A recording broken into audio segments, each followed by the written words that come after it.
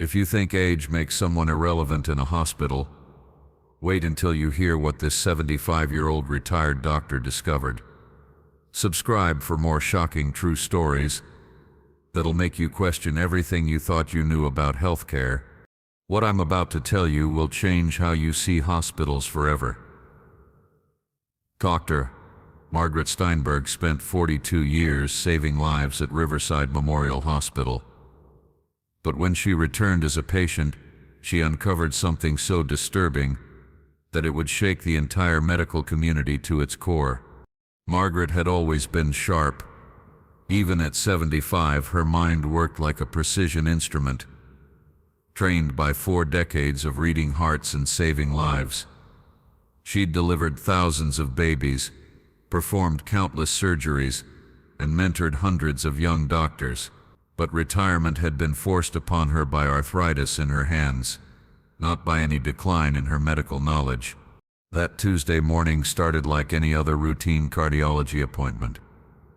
Margaret walked through the same hospital corridors where she'd once been Dr. Steinberg, but now she was just another elderly patient shuffling to her appointment. The young receptionist didn't recognize her, calling her ma'am with that particular tone reserved for confused old people. But here's where the story takes its first shocking turn. In the waiting room, Margaret observed something that made her stomach turn. The way young medical staff treated elderly patients was appalling. They spoke loudly and slowly to Mrs. Patterson, as if age automatically meant hearing loss and cognitive decline. They gave oversimplified explanations to Mr. Rodriguez, treating him like a child rather than the retired engineer he was. Margaret watched a young nurse practitioner dismiss 80-year-old Mrs. Gonzalez's complaints about chest pain as anxiety without even taking her vital signs. The woman had been describing classic symptoms of unstable angina, but the nurse was too busy checking her phone to listen properly. When Margaret's turn came, Dr. Jennifer Hayes, a cardiologist in her early 30s, examined her with barely concealed impatience. She glanced at Margaret's medical history, noting she was a retired doctor, but showed no real interest in that detail. "So you used to be a doctor?" Dr. Hayes said dismissively. "What field?" "Cardiology," Margaret replied calmly. "Here at this hospital from 1982 to 2019. Dr. Hayes paused, but didn't seem particularly impressed. She continued with the examination, ordering an EKG with the mechanical efficiency of someone going through the motions. Margaret noticed that Hayes didn't wash her hands between patients, didn't review her complete medical history, and seemed more interested in moving through patients quickly than providing thorough care. When the EKG results came back, that's when the real problem began. Dr. Hayes studied the perfectly normal results and frowned deeply, as if she was looking at something catastrophic. "Mrs. Steinberg, I'm seeing some serious abnormalities here," she said with manufactured concern. "Your heart rhythm is irregular, and there's ST elevation. We might need to do an emergency catheterization." Margaret's hand moved toward the EKG printout. After 42 years of reading these traces, she could see it was completely normal. There was mild sinus arrhythmia, perfectly appropriate for her age, and what Dr. Hayes was calling ST elevation was simply normal variation that any first-year cardiology resident should recognize. "Dr. Hayes," Margaret said gently, "this EKG is completely normal. What you're seeing as irregularity is age-appropriate sinus arrhythmia, and the ST changes are normal variant." The young doctor's eyes rolled dramatically. "Mrs. Steinberg, I understand you think you know what you're seeing, but I'm the doctor here. Please don't try to diagnose yourself." But Margaret didn't stay quiet. She had spent 4 decades teaching young doctors, and she recognized dangerous ignorance when she saw it. "Dr. Hayes, look at the P-wave morphology and lead des sac. It's completely normal. The T-wave changes in V4, V6 are age-consistent repolarization variants. If you're suggesting catheterization, we should at least check troponin levels first. Dr. Hayes's face flushed red with anger and embarrassment. She clearly didn't understand what Margaret was talking about, which meant she was either incompetent or deliberately ignoring medical facts. She turned to the nurse and said loudly, "Call this patient's family. She's showing signs of age-related confusion. She can't communicate meaningfully." That moment hit Margaret like a physical blow. She wasn't being dismissed because she was wrong. She was being dismissed because she was old. Her decades of experience, her medical expertise, her legitimate concerns about a misdiagnosis were all being written off as confusion. But wait, the story gets much worse. Over the next hour, as she waited for her confused elderly patient evaluation, Margaret watched the cardiology unit with the trained eye of someone who'd run similar units for decades. What she saw made her blood run cold. Dr. Hayes wasn't just incompetent with her case. She was systematically misdiagnosing elderly patients, ordering unnecessary procedures, and dismissing legitimate medical concerns as age-related confusion whenever patients questioned her. Margaret watched as 78-year-old Mr. Chen was told he needed immediate bypass surgery based on an EKG that showed nothing more than normal age-related changes. When his daughter, a nurse herself, questioned the diagnosis and asked to see the actual EKG results, Dr. Hayes had her escorted out by security for disrupting medical care. She observed as 82-year-old Mrs. Foster was prescribed a dangerous combination of blood thinners and cardiac medications that could have killed her within days, simply because Dr. Hayes hadn't bothered to review her complete medical history or check for drug interactions. But what really shocked Margaret was when she positioned herself near the nurse's station and overheard Dr. Hayes on the phone with someone, laughing about how easy it was to convince these old folks that they needed expensive procedures. "They're so scared of dying, they'll agree to anything," Hayes said casually. "Plus their families feel guilty if they don't get the best care possible. It's like printing money." Margaret felt physically sick. This wasn't just medical incompetence. This was systematic elder abuse disguised as health care, and it was happening right under everyone's noses. She watched Hayes order a $50,000 cardiac catheterization for Mr. Williams, whose only symptom was occasional indigestion after eating spicy food. She saw her prescribe expensive cardiac medications to Mrs. Thompson, who had come in for a routine checkup and had perfect heart function. When the psychiatric evaluation team arrived to assess Margaret's confusion, she made a calculated decision. She played along, acting appropriately concerned, but not argumentative. She needed to get out of this hospital and gather evidence, but she also needed Hayes to think she wasn't a threat. But as she was being discharged with a note about mild cognitive decline, Margaret overheard something that made her freeze in the hallway. Dr. Hayes was on the phone scheduling Mr. Chen for emergency bypass surgery the next morning, despite his EKG being completely normal. She was about to put an elderly man through unnecessary open-heart surgery that could kill him. But here's the moment that changed everything.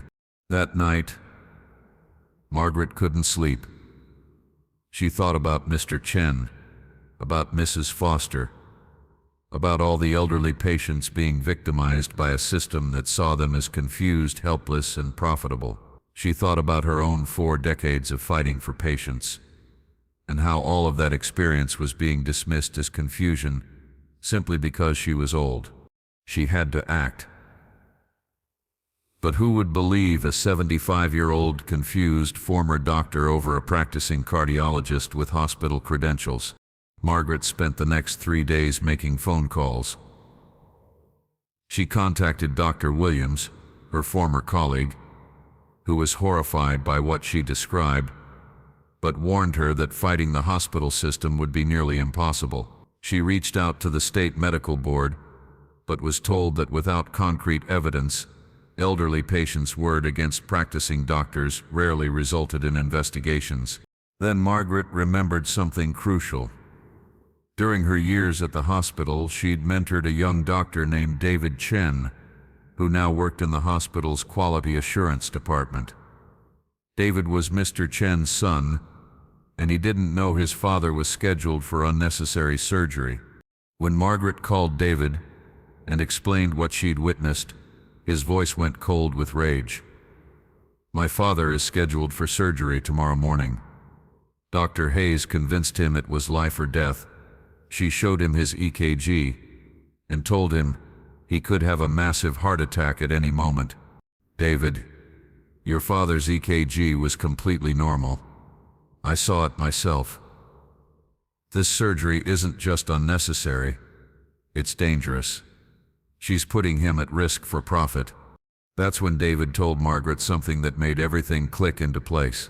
"Dr. Hayes has been flagged by our department for unusual numbers of elderly patients requiring expensive procedures. Her procedure rate is 3 times higher than any other cardiologist in the hospital, but administration won't investigate because she's generating huge revenue for the cardiac surgery department." But the corruption went even deeper than Margaret realized.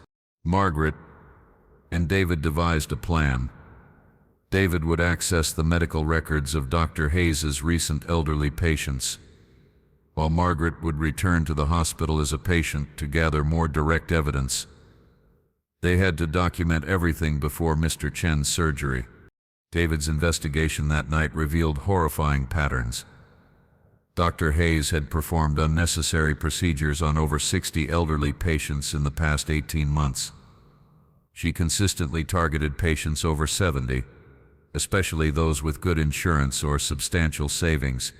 Her notes were full of medical justifications that made no sense to trained physicians, but would sound convincing to families desperate to save their loved ones. But they had to move fast. Mr. Chen's surgery was scheduled for 7 a.m. the next morning. Margaret arrived at the hospital at 6 a.m., claiming she was having chest pains. As she was being processed through the emergency department, she watched Dr. Hayes arrive for her early surgery prep. But what happened next would haunt her forever. Dr. Hayes wasn't in the surgical prep area preparing for Mr. Chen's surgery. Instead, she was in a conference room on the phone with what sounded like a medical device sales representative.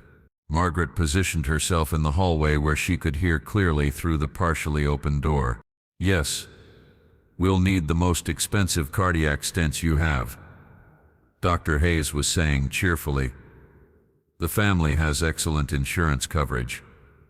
Make sure to bill for the premium package with all the extras." Margaret's heart sank. Dr. Hayes wasn't just performing unnecessary surgery. She was planning to insert unnecessary stents, putting Mr. Chen at risk for serious complications, while maximizing her own profit through kickbacks from device companies. But then Margaret heard something even worse. Dr. Hayes was discussing other patients, including Mrs. Foster, whom she was planning to schedule for a pacemaker implantation next week, despite Mrs. Foster having no indication for the procedure whatsoever. "These elderly patients are absolute gold mines," Dr. Hayes laughed into the phone. "They trust doctors completely. Their families feel guilty, questioning any medical advice, and insurance pays out big money for cardiac procedures. Plus, if something goes wrong, everyone just assumes it's because they were old and sick anyway. It's the perfect setup." The conversation continued, and Margaret heard Hayes discussing her arrangement with the device company. She was receiving substantial kickbacks for using their expensive equipment, regardless of whether patients actually needed it. She was also getting bonuses from the hospital administration for bringing in revenue, creating a financial incentive to perform as many procedures as possible. Margaret had heard enough evidence to destroy Hayes's career, but she needed to act immediately to save Mr. Chen. She quietly left the area and found David, who was already in his office reviewing patient records. "David, we have to stop your father's surgery right now. Dr. Hayes isn't just incompetent. She's deliberately performing unnecessary procedures on elderly patients for financial gain. She's planning to install expensive stents your father doesn't need." David's face went white with horror. "The surgery started 15 minutes ago. They're already operating on him."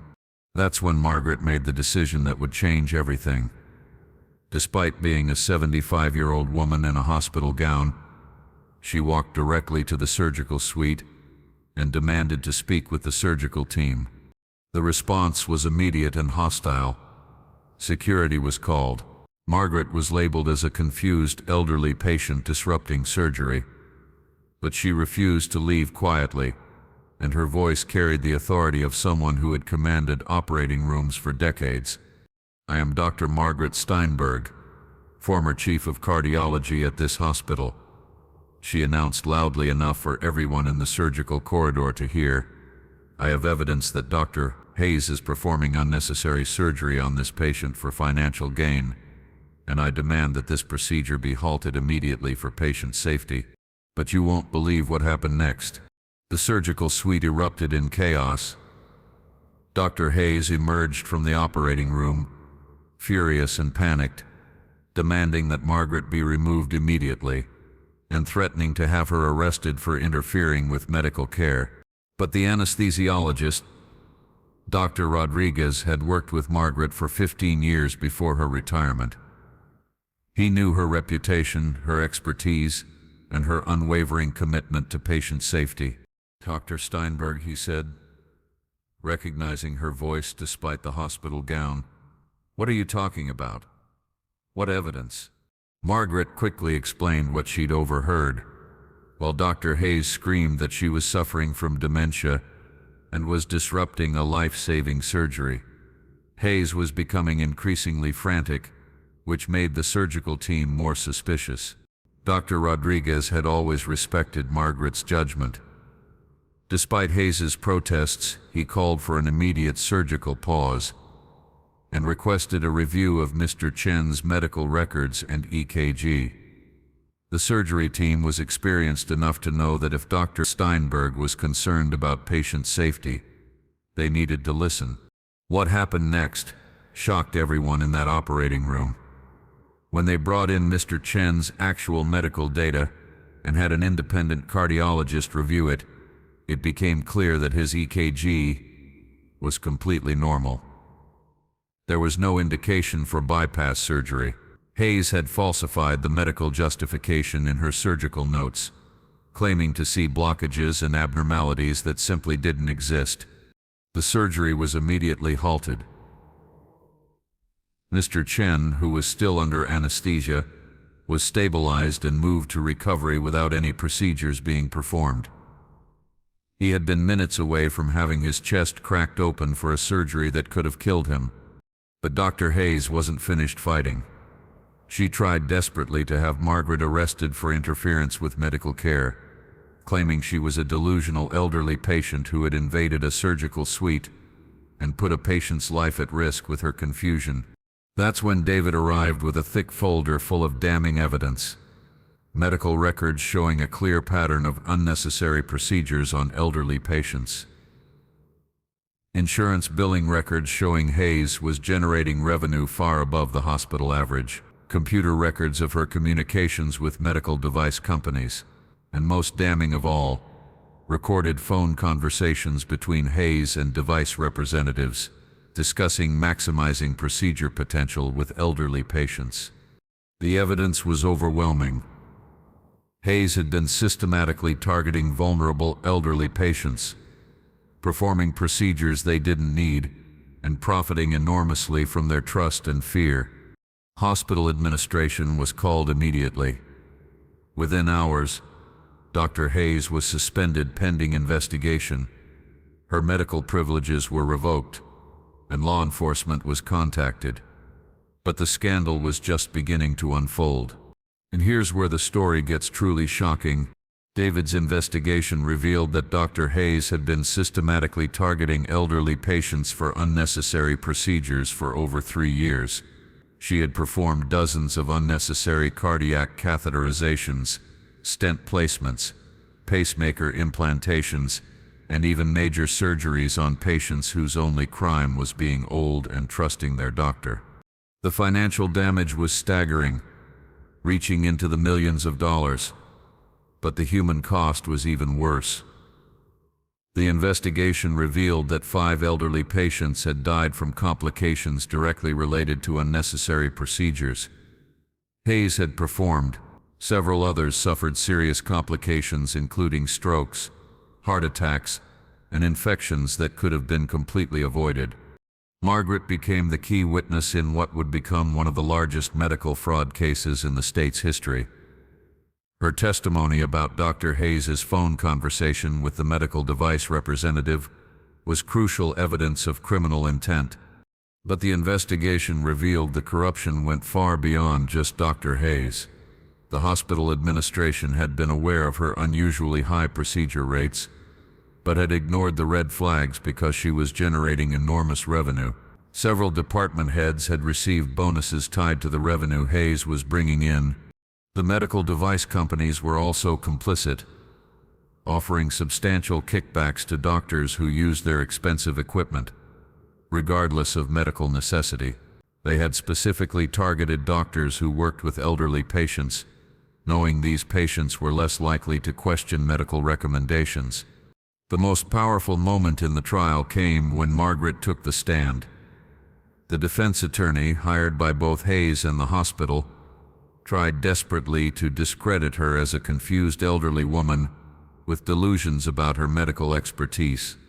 But Margaret was ready for this attack.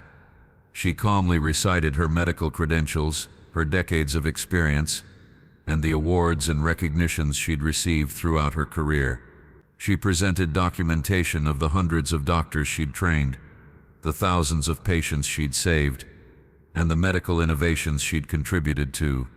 Then she looked directly at the jury and delivered a statement that would be quoted in medical ethics textbooks for years to come. Dr. Hayes dismissed my concerns, not because I was wrong about the medical facts, but because I was old. She assumed that age made me incompetent, confused, and irrelevant. That same assumption allowed her to victimize dozens of elderly patients who trusted her with their lives. The real tragedy isn't just what she did to these patients. It's how our entire healthcare system enabled her to do it by treating elderly patients as less capable, less worthy of respect, and less deserving of proper care. The jury deliberated for less than 3 hours.